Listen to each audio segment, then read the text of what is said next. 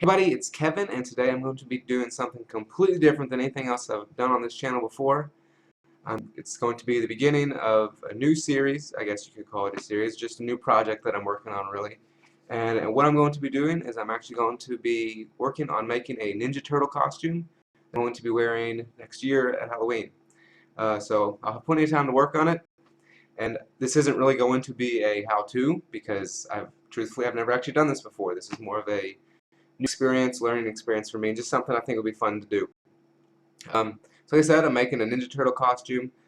There was a video online of a guy that made a pretty cool costume. I'll actually link it in the description down below so you all can see it. And that's kind of what I'm shooting for. I've done some research on the processes and the way things are done. Like I said, I've never actually done it before, so we'll see if I reach that goal or not.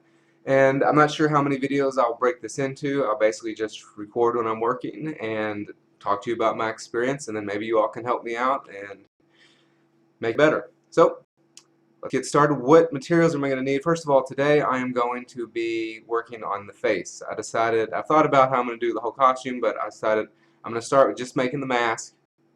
I want the mask to be able to move when I move my jaw, so the mouth will actually open.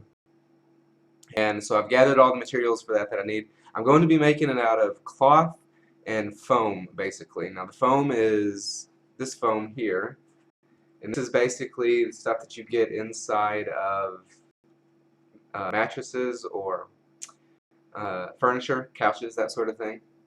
So just upholstery foam. I have that. I actually have a really big piece here, and normally it would probably cost quite a bit of money to get this stuff. I mean, relatively, I guess, but actually I had an old cushion that I wasn't using, and I thought I'll just go ahead and cut it up and use that. So I have actually two pieces like this that I can use, and then I have some really big pieces, a couple bigger pieces that I'll be able to use for the shell later. But the pieces that I have right now I'm going to be using for my mask, and I'm also be using them for the bodysuit to add muscle and such. So I have foam. I also have just a few pins and stuff, so I'm going to have to do a little bit of sewing, and got some push pins to help hold foam into place if I need them. To cut my foam, I'll just have a knife that I can use that I hope works okay, that I'll use to cut into pieces. It's what I use to separate this from the rest. And then once I have it into pieces like this, then I'll just use scissors to get the more exact shape that I want in the edges and stuff. But I'll show you more of that later.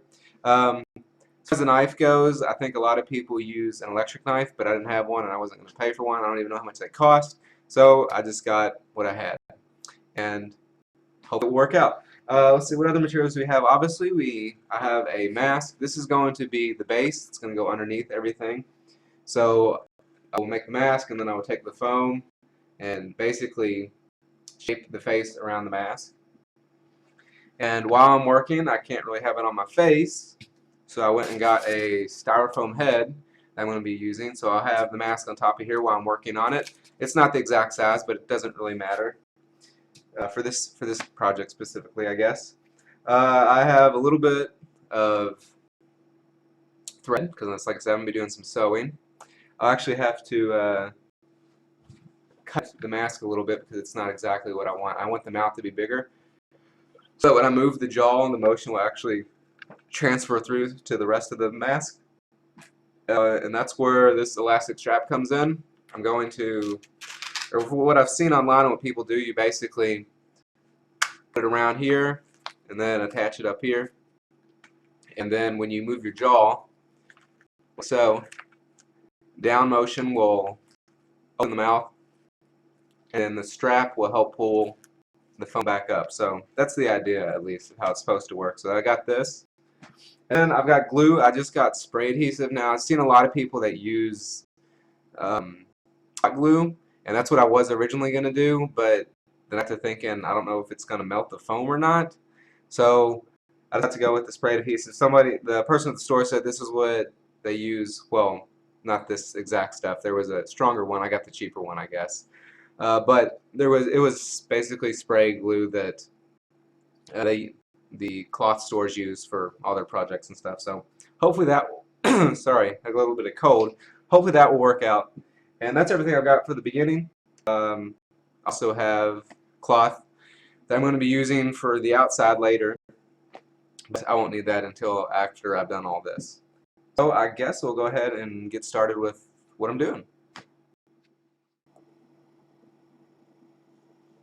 Right, I guess that'll work. Good enough, right? Ooh, all right.